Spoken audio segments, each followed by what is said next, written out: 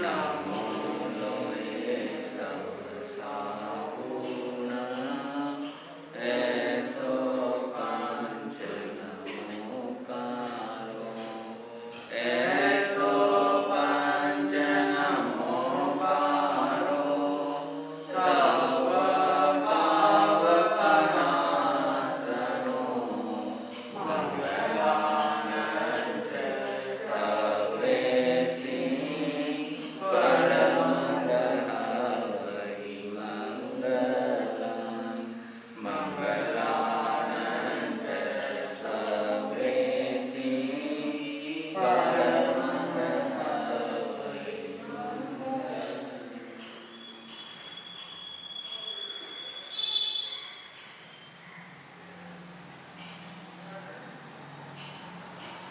चातुर्मास कल्प के अंदर आप सभी भाग्यशाली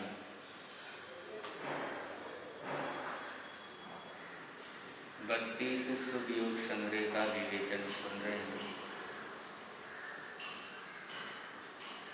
जिनका जिक्र समवायाम सूत्र के अंदर, उत्तरायण सूत्र के अंदर तथा आवश्यक सूत्र के अंदर हुआ है।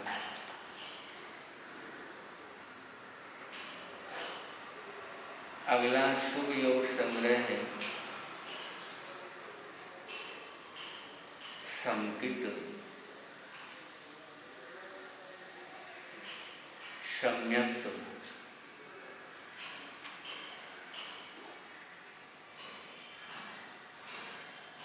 जैन दर्शन में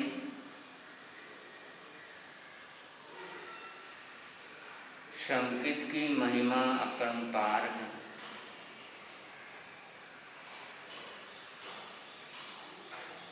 सम्यक दर्शन को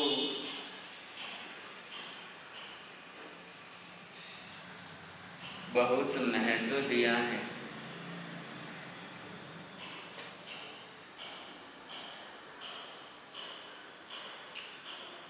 सम्यक दर्शन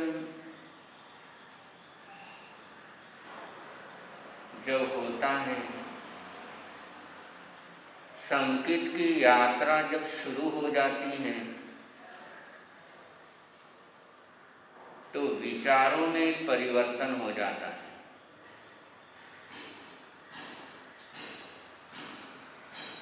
सम्यक दर्शन का मतलब है सोच में बदलाव।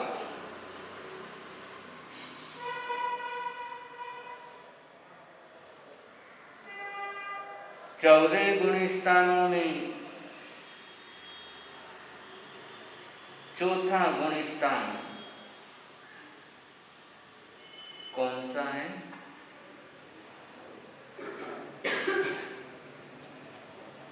विरत सम्यक दृष्टि।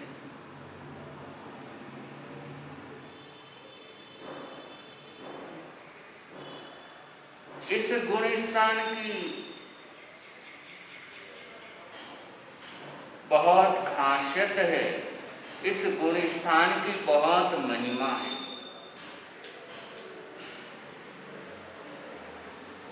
आचाराम सूत्र कहता है, समत दंसी ने करई पावन,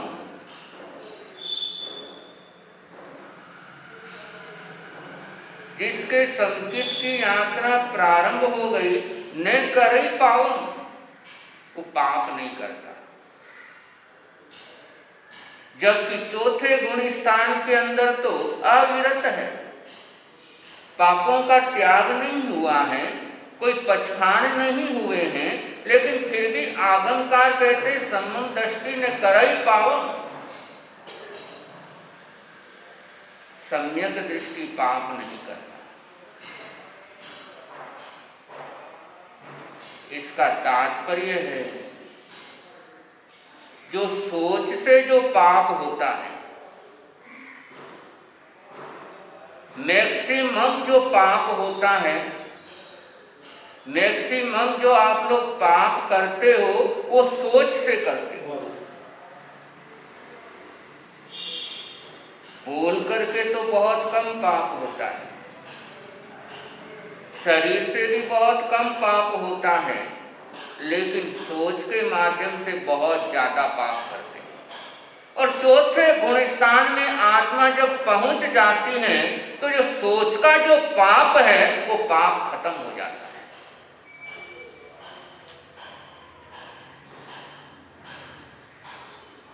विचारों में परिवर्तन हो गया, और ऐसा परिवर्तन होता है, ऐसा परिवर्तन होता है जब तक चौथे गुण स्थान में नहीं था, पहले गुण स्थान के अंदर था, तब तक पाप करके खुशियां मनाता था, बुरा काम करता था, खुश होता था। चौथे गुण स्थान में पहुंचा है, बुरा काम छूटा नहीं है, पाप का काम छूटा नहीं है, लेकिन पाप करने के बाद खुशियां नहीं बनाता, मन के अंदर अफसोस होता है, ये मैंने क्यों किया। फिर पाप करने के बाद प्रायश्चित के भाव आते हैं, पश्चाताप के भाव आते हैं। इसलिए बोल से भी ज्यादा सोच का महत्व है, बोलने से भी ज्यादा जरूरी सोचने का है कि हम कैसा सोचते हैं। 3 प्रकार की सोच होती है, मिथ्या सोच, सम्यक सोच और मिश्र सोच।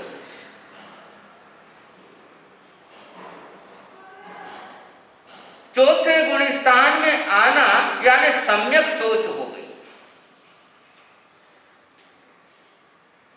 और सोच यदि सम्यक हो गई, सोच यदि सही हो गई तो जीवन सही हो गया। सोच बिगड़ गई, जीवन बिगड़ गया। जीवन बिगड़ेगा या जीवन सुंदर बनेगा, ये अपनी सोच पर निर्भर होता है।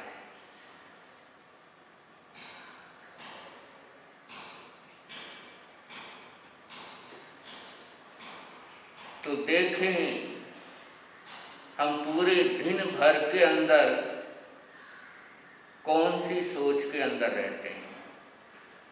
सोचते तो हो ही होना, ऐसा तो है नहीं सोचते नहीं, लगातार चलता ही रहता। मन का काम क्या है? सोचना, और विचार आते ही रहते हैं, आते ही रहते हैं। लेकिन विचार हमारे मन के अंदर कैसे आते हैं?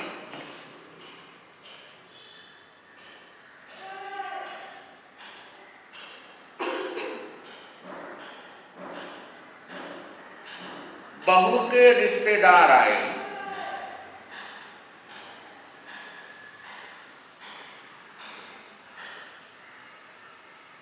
लेकिन सासू ने कोई विशेष ध्यान दिया नहीं।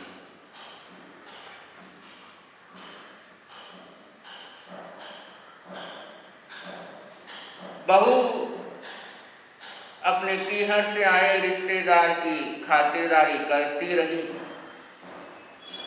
सासू अपने धर्म ध्यान में थी, सासू की सोच थी बहू कर रही है, उसको करने दो, मैं अपनी सामायिक आदि कर लेती। बहू के रिश्तेदार आए, सासू सामायिक लेकर के बैठ गई।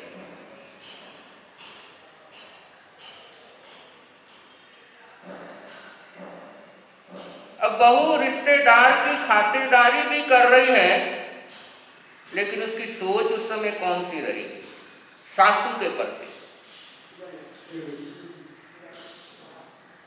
देखो, जब 4 दिन पहले उनके दूर के रिश्तेदार आए थे तो प्रवचन में भी नहीं गई थी, वो भी छोड़ दिया था, और आज मेरे पीहर से आए तो सामायिक लेकर के बैठ गए।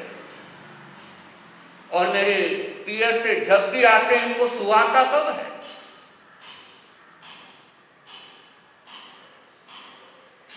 तीन 4 बजे रिश्तेदार भी चले गए। शाम के 5 बजे बहू ने अपनी सासू माँ से कहा, मम्मी फुलके उतार दूं, क्योंकि चोगियार होता था। और सासू माँ रोज 5 बजे ही खाना खाती हैं, लेकिन उस दिन पता नहीं क्या हुआ, वो बहू पर गरम हो गई कि अभी तो 5 ही बजे हैं, सूर्यास्त तो 7 बजे के आसपास होता है, इतनी जल्दी क्या है।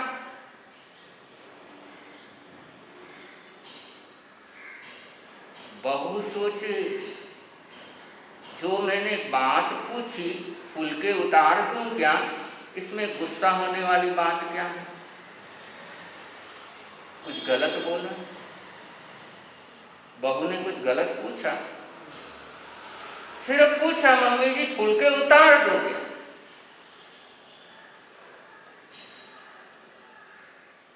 बंधु, जुबान से बहू ने कुछ गलत नहीं कहा, जुबान से कुछ गलत बोला नहीं, लेकिन मन की जुबान से सुबह से लेकर 5 बजे तक लगातार बोलती जा रही है, मन की जुबान से। मन की जुबान से बोलना यानी दूसरे के बारे में सोचते रहना और कंटिन्यू नेगेटिव सोच बहू सासू को सेंड करती जा रही है।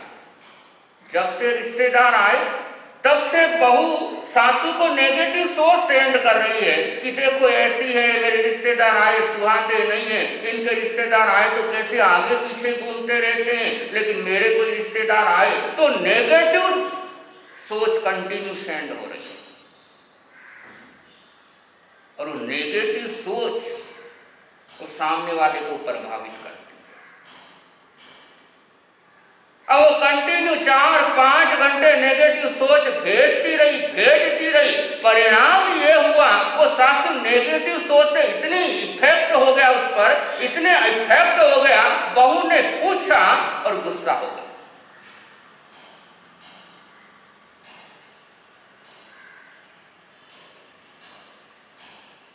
और ये होता है।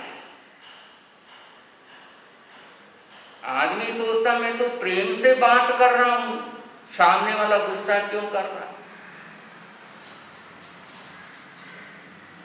लेकिन भले ही हम साथ में बैठ करके चाय पी रहे हैं, साथ में बैठ करके खाना खा रहे हैं, लेकिन अगर इमोशन दुआ की नहीं है, यदि सोच हमारी सही नहीं है, तो साथ में चाय पीते हुए भी बेचैन रहेंगे। इसलिए जिनको तुम चाहते हो उनके प्रति चाह कैसी रहनी चाहिए। जिनको तुम प्रेम करते हो, जिनको तुम चाहते हो, वो स्वस्थ रहे या बीमार रहना चाहिए, स्वस्थ रहना चाहिए। लेकिन जब उनके बारे में आप पूरा सोचते रहोगे, नेगेटिव सोचते रहोगे, तो स्वस्थ कैसे रह पाएंगे।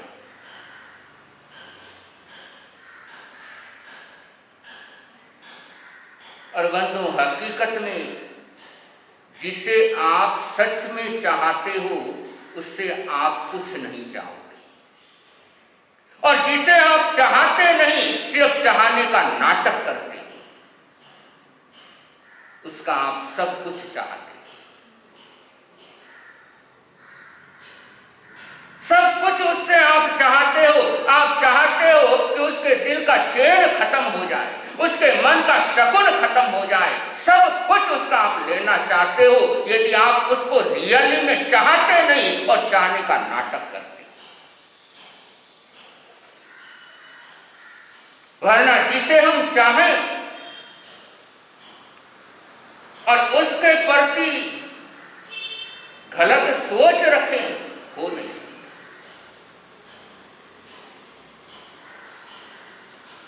इसलिए आगमकारों ने 32 शुभ योग संग्रह के अंदर अगला सूत्र दिया, जिसको तुम चाहते हो कम से कम उसके प्रति तो सही चाहत रखो।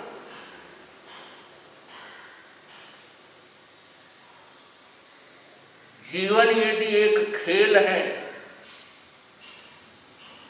तो इस खेल के तुम खिलाड़ी बनोगे या अनाड़ी बनोगे, ये तुम्हारी सोच पर निर्भर करता है। जीवन यदि एक बगीचा है, उस बगीचे के खुशबूदार फूल बनोगे या चुभने वाले कांटे बनोगे, ये तुम्हारी सोच तय करती है। जीवन यदि एक नदी है और उस नदी के अंदर तुम्हारी नैया किनारे लगेगी या तुम्हारी नैया मझधार के अंदर डूबेगी, ये तुम्हारी सोच तय करती है।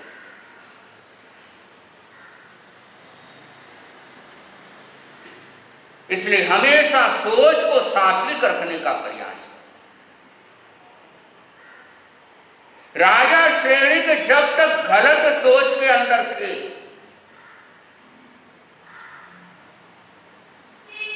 तब तक पाप कर्म इकट्ठे करते रहे। जब तक गलत सोच में थे, नरक जाने के पाप कर्म एकत्रित कर लिए, और जैसे ही सोच बदली, तीर्थंकर नाम कर्म गोत्र का बंधन कर लिया। सिर्फ सोच चेंज होने मात्र से, और कुछ नहीं हुआ। राजा श्रेणी की जिंदगी में सिर्फ सोच परिवर्तन हुआ। उन्होंने कोई त्याग नहीं किया है, कोई तपस्या नहीं की है, कोई दीक्षा नहीं ली है, कोई व्रत स्वीकार नहीं किया है, कोई नवकार्षी तप का तप नहीं किया। सिर्फ एक सोच के अंदर बदलाव आ गया। पहले जिस सोच के कारण नरक में जाने के बंधन कर लिए, सोच चेंज हुई तो सोच के माध्यम से तीर्थंकर नाम कर्म का बंधन कर लिया। तो इतना पावर सोच के अंदर है। इसलिए हम कैसा सोचते हैं, उसके आधार पर अपनी जिंदगी बनती है।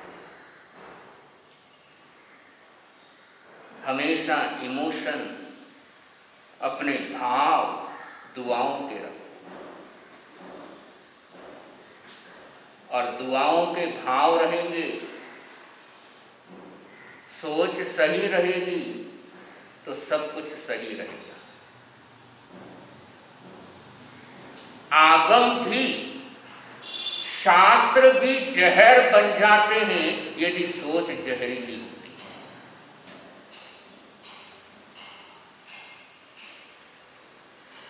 जिसकी सोच जहरीली है, आगम अमृत रूप है, अमृत से भी बढ़कर आगम है, लेकिन जिसकी सोच जहरीली है, वो आगम को पड़ेगा तो उसके लिए आगम जहर का काम करते हैं।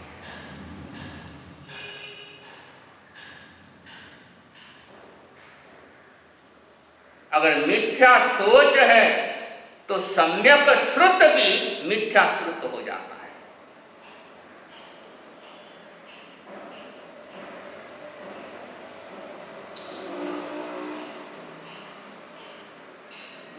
खंडक ऋषि के 500 शिष्यों को घाणी में पिलने लगे।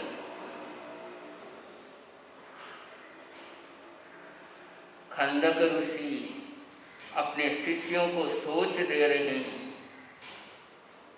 कि देखो, ये सोचना मैं घाणी के अंदर मेरा शरीर पिल रहा है, मेरी आत्मा नहीं है। आत्मा तो अजर अमर है। बस यही सोच रखना कि ये घाणी के अंदर पिलेगा, लेकिन मेरा शरीर पिलेगा, मेरी आत्मा नहीं है। एक एक करके हर शिष्य को खंडक ऋषि यही सोच देके जा रहे, तुम घाणी में पी लोगे, लेकिन ये सोच रखना मेरा शरीर खत्म हो रहा है, मेरी आत्मा खत्म नहीं।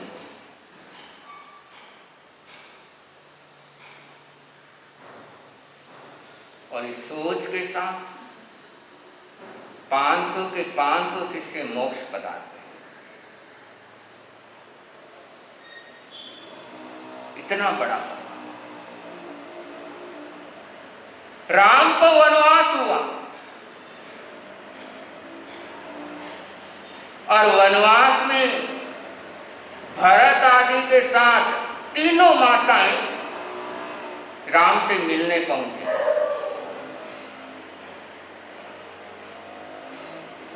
राम को पता लगा, सामने आए, देखा तीनों माता, अरे मां कौशल्या भी है, सुमित्रा भी है और कैकेयी भी है।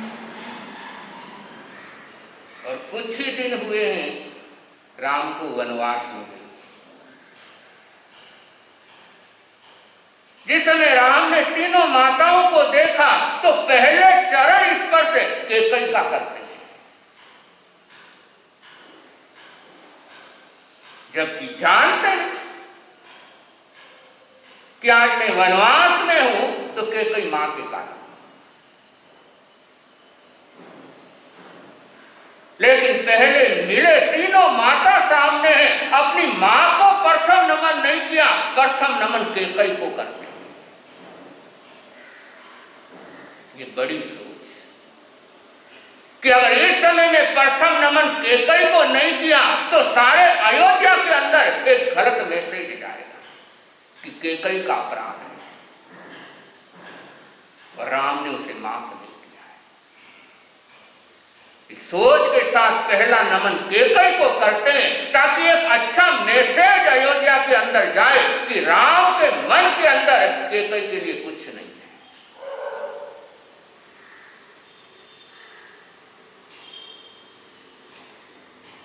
तो ऐसी सोच जब जीवन के अंदर आती है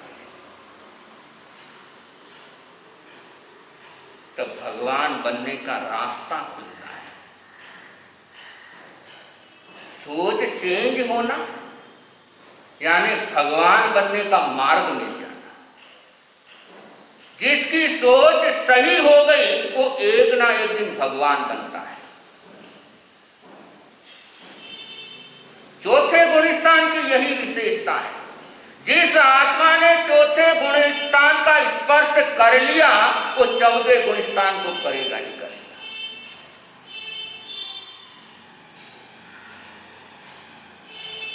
एक बार यदि सोच परिवर्तन हो जाती है, मिथ्या सोच से अगर सम्यक सोच के अंदर हम पहुंच जाते हैं तो यूं समझ लो मोक्ष का हमने रिजर्वेशन करवा लिया।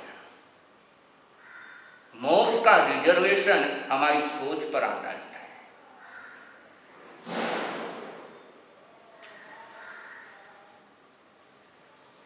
इसलिए सात्विक सोच रखना ये बहुत बहुत बहुत जरूरी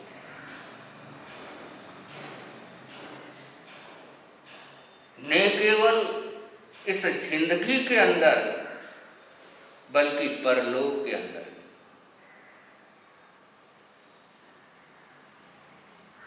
अब बहू सोचती है मैंने मम्मी को कुछ कहा नहीं, मैंने तो सिर्फ यही बोला 5 बज गए हैं, चौयार का टाइम है, फुलके बना दूं क्या? तो इसमें गुस्से होने वाली क्या बात?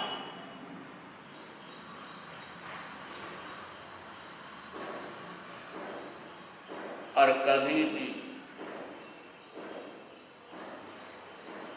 ऐसा जब प्रसंग आए, किसी ने हमारे साथ प्यार से बात की या हमने किसी के साथ प्यार से बात की और बदले में कोई गुस्सा हो गया या हम गुस्सा हो गए, दैट मीन्स कहीं ना कहीं नेगेटिव सोच एक्सचेंज हो रही है, कंटिन्यू हो रही है। और वो नेगेटिव सोच एक्सचेंज होने के कारण बोले तो प्यार से थे लेकिन बदले में रिप्लाई गुस्से से मिला।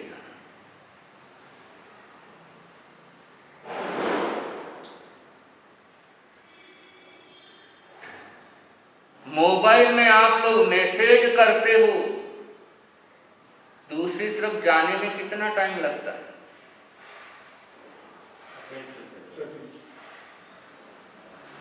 और सोच, यहां सोचा, पहुंच गए, सामने तक पहुंच गई हमारी बात। मोबाइल में तो मैसेज जाने में टाइम लगता है, कुछ सेकंड लगते हैं, लेकिन हमने किसी के बारे में अच्छा सोचा या बुरा सोचा तुरंत उसको प्रभावित करेगा। अब न तो सोच भेजने वाले को पता लगता है, न सोच रिसीव करने वाले को पता लगता है। मोबाइल के अंदर तो निशान है कि ब्लू टिक हो गया तो सामने वाले के पास हमारा मैसेज पहुंच गया, लेकिन जीवन के अंदर वो कोई निशान है ही नहीं कि हमने जो सोचा वो सामने वाले तक पहुंचा। तो हर सोच का ब्लू टिक होता है, हमें समझ में नहीं आता।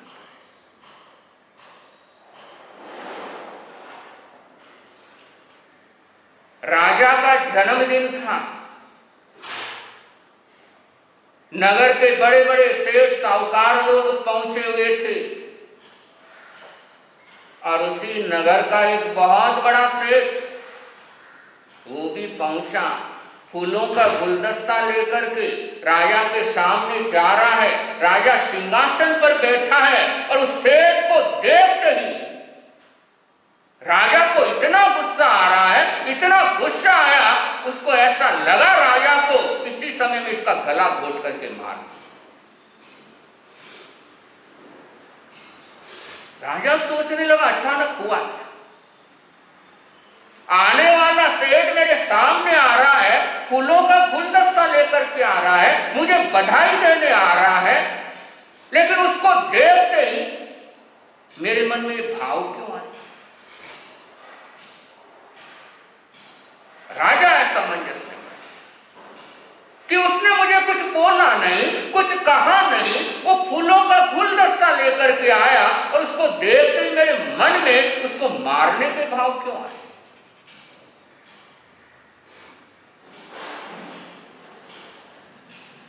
तीन चार दिन इसी उलझन में बीता। आखिरकार मंत्री को कहा, मंत्री कुछ समझ नहीं आया। तो सेठ आया जन्मदिन के दिन, लेकिन उसको देख के मेरे मन के अंदर उसे मारने के विचार।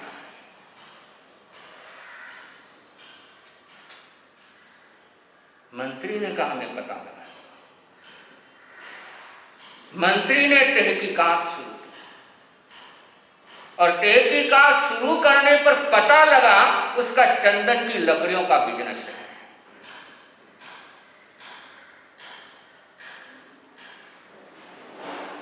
और उसका बिजनेस बड़ा स्लो चल रहा है, लगभग बंद हो रहा है, इसलिए वो दुकान पर बैठता कोई ग्राहक आ नहीं रहा, क्योंकि बड़े लोग मरे तो चंदन बिके। और वो दुकान पर बैठा बैठा कंटिन्यू यही सोचता है अगर इस नगरी का राजा मर जाए तो मेरा चंदन बिक जाए।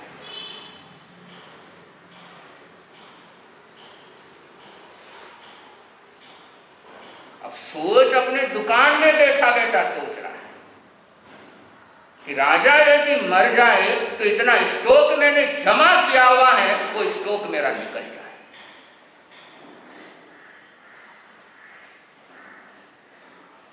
मंत्री ने अगले दिन एक आदेश निकाला कि जितने भी बड़े लोग हैं इस नगरी के अंदर, वो अपने घर में जो खाना बनाते हैं वो चंदन की लकड़ियों को जला करके खाना बनाए, साधारण लकड़ियों से खाना नहीं बनाए।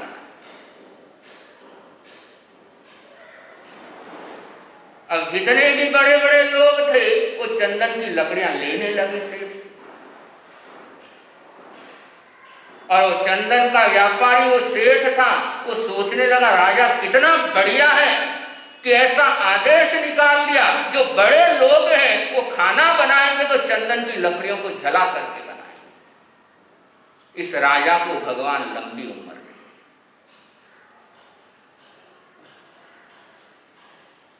अब वो पहले राजा के मरने की कामना करता था, अब कहता राजा को लंबी उम्र दे।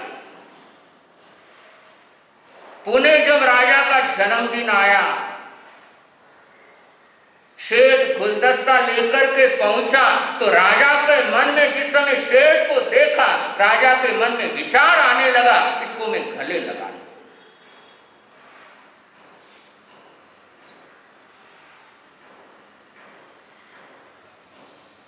बात समझ में आ रही है? सोच का फर्क। जब तक राजा के प्रति नेगेटिव सोच थी, राजा के मन में मारने के भाव, और जैसे ही सेठ के मन में सोच परिवर्तन हुआ, राजा की सोच के अंदर भी परिवर्तन हुआ।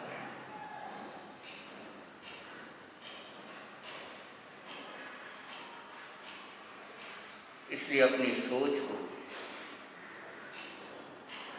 अच्छी बनाओ। बदबूदार सोच नहीं, खुशबूदार सोच, कि हम यहां बैठे बैठे सोचें और किसी का भला हो जाए।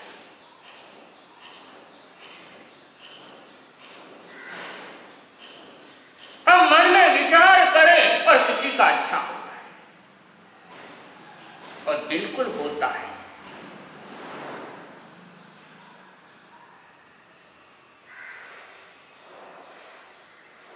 हमारे पंडित रत्न विचक्षण मुनि जी महाराज साहब का चातुर्मास जलगांव में था।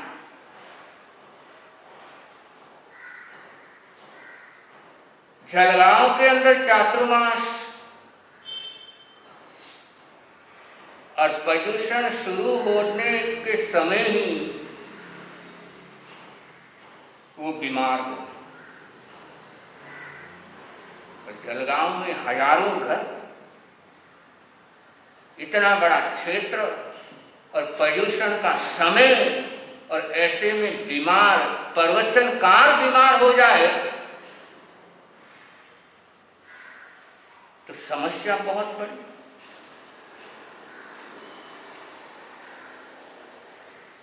गुरुदेव के पास सूचना आई,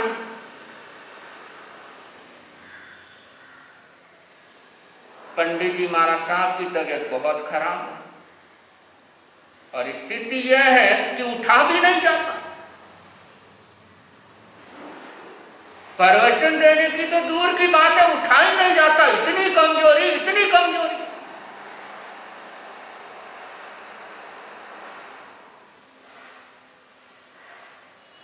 गुरुदेव ने आगंतुक श्रावक को कहा, उनको बोलना ये पाठ करे, और इतने बजे टाइम बताया, इतने बजे मैं यहां से मंगल पाठ दूंगा।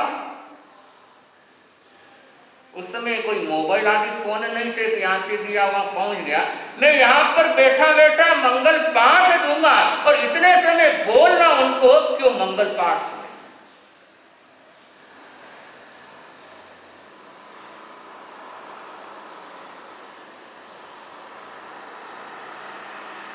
और ठीक जिस समय बोला था, गुरुदेव कहीं दूर विराजमान है, हजारों किलोमीटर दूरी पर है, लेकिन वहां से मंगल पाठ देते हैं। वो सद्भावनाओं का मंगल पाठ, एक पॉजिटिव सोच वहां से सेंड करते हैं, लगातार सेंड करते रहे, और वो पॉजिटिव सोच का ऐसा प्रभाव पड़ता है कि सामने वाले तुरंत ठीक।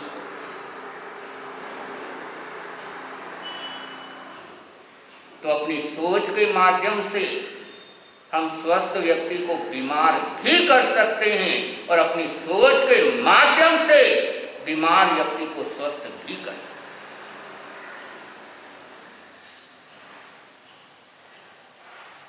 हैं। ये संकेत की यात्रा सोच परिवर्तन की यात्रा, कि हमारी सोच परिवर्तन, हमारी सोच के अंदर बदलाव। सोच के अंदर बदलाव आ जाता है तो आज नहीं तो कल जीवन के अंदर बदलाव आता ही आता है। और सोच के अंदर यदि बदलाव नहीं है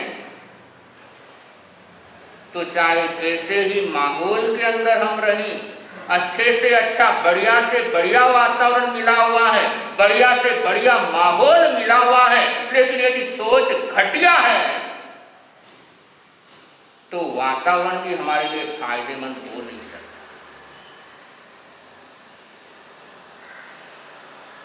भगवान महावीर साधना में है, संगम देव, देवलोक से नीचे आता है, धरती पर आता है। किस लिए आता है?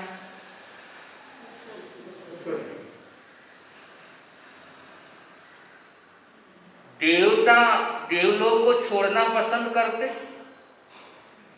लेकिन जब घटिया सोच हो, जब बेकार सोच हो, तो आदमी बढ़िया से बढ़िया स्थान छोड़ने के लिए तैयार हो जाता है। अब वो कोई भवनपति देव नहीं है, वाणयंत्र देवता नहीं है, ज्योतिषी देवता नहीं है, ऊपर का देवता है।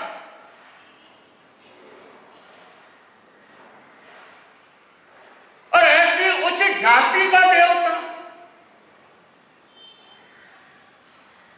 वो धरती पर आता है, भगवान के चरणों में पहुंचा है, भगवान को परेशान करने। बंदो मंगल के चरणों में पहुंच करके अपने आप को मंगल बना सकता था। कितना बढ़िया मौका था, 6 महीने मंगल का सानिध्य मिला। लेकिन मंगल के सानिध्य में रहकर भी अपने जीवन को मंगल बना नहीं पाया, क्योंकि सोच घटिया थी।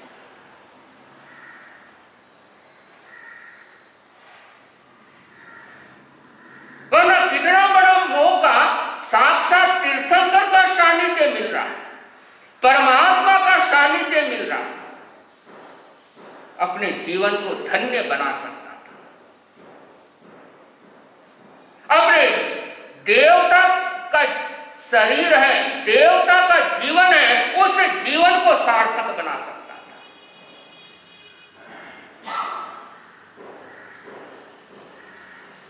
लेकिन सोच गलत, और सोच गलत है तो चाहे कितने ही अच्छे खानदान में पैदा हो जाओ, चाहे कितना ही बढ़िया माहौल मिल जाओ, ये कोई फायदेमंद नहीं होता। और यही कारण, सोच अगर बिगड़ जाती है तो भले ही पैदा ओसवाल खानदान में हुआ है, जेठ घराने के अंदर हुआ है, साधु संतों का सानिध्य भी मिलता है, लेकिन यदि सोच बेकार है तो शराब पीना प्रारंभ कर देता है, गंदे से गंदा कार्य शुरू कर देता है। जो सोच ही नहीं सकते ऐसे ऐसे काम वो कर जाता है।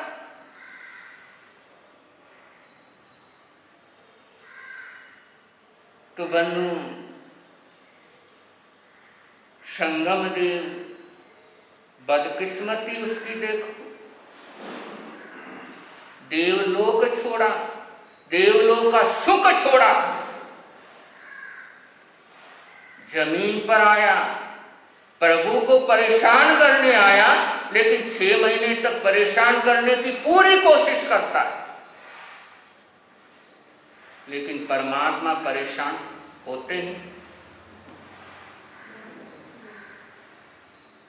सामने वाला पूरी कोशिश कर रहा है परेशान करने की,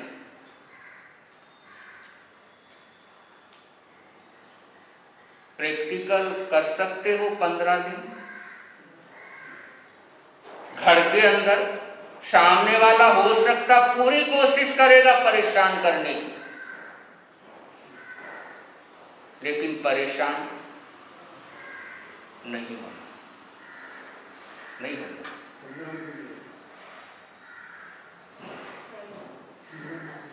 ट्राई। प्रभु का जीवन देखो, 1 नहीं 2 नहीं 6 महीने परेशान करता है, और परमात्मा परेशान नहीं होते। इसका मतलब है दूसरा परेशान कर सकता है, लेकिन परेशान होना या न होना ये स्वयं का निर्भर है, ये स्वयं पर निर्भर है। और आखिर के अंदर परेशान करने वाला थकता है, हमेशा याद रखना। अच्छाई कभी नहीं थकती है, टाइम लग सकता है, लेकिन आखिर थकना तो बुराई को ही पड़ता है। परमात्मा नहीं थके, संगम देव थक गया। और अच्छाई की सोच देखो, जिस समय संगम देव माफी मांगकर जाने लगा, तब परमात्मा परेशान हो गए।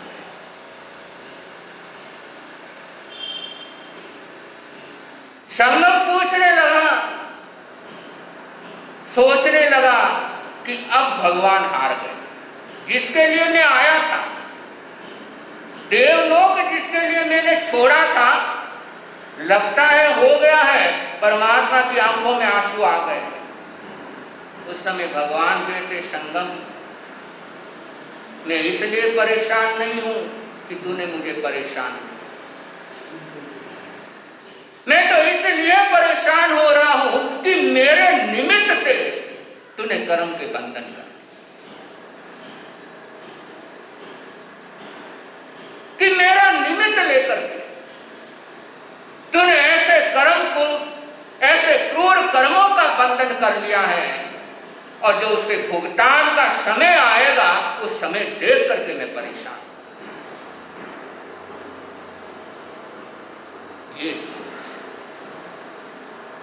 ये सोच भगवान बनने की सोच है। जो भगवान बनने के मार्ग पर आगे बढ़ते हैं, उनकी ऐसी सोच होती है।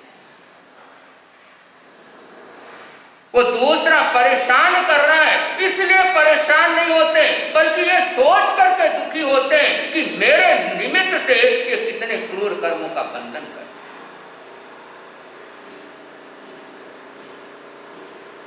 वो परेशान करने वालों से परेशान नहीं होते।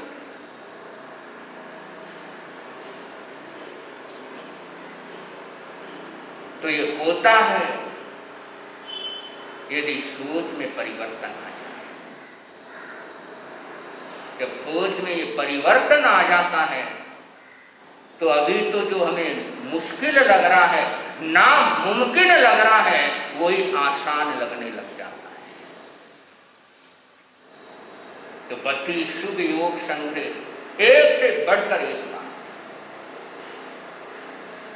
जिसका विवेचन आप भाग्यशाली शर्म कर रहे हैं। पुनः आगे की बात समय अनुसार आप लोगों की समझ रखने का प्रयास करेंगे। आज के पचखान एकासना व्यासना,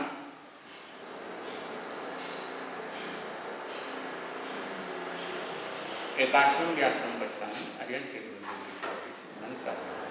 क्या हो 1.5 कोर्स का पचखान क्या आइंगिल हो। आज के आइंगिल का पचखान, आइंगिलम पचखान अरियल से देवालय मैत्रागारण क्या हो। उपवास का पचखान चौथम वत्तम पचकाम तीनम प्रियारमश्रम फाइनम साइनम हो गया। मैत्रागारणम सब समय वत्यागारणम क्या हो। चतारी मंगलम अर्हंता मंगलम सिद्धा मंगलम साहू मंगलम केवली प्रणतो मंगलम। चतारी लोगुतमा अर्हंता लोगुतमा सिद्धा लोगुतमा साहू लोगुतमो केवली प्रणतो लोगुतमो। चतारी शरणं पवज्जामि अर्हन्ते शरणं पवज्जामि सिद्धे शरणं पवज्जामि साहू शरणं पवज्जामि केवली प्रणतम धम्मं शरणं पवज्जामि। 4 शरण मंगल करण आनंद ही आनंद, आनंद ही संघ की तरफ से सूचनाएं इसके अनंतर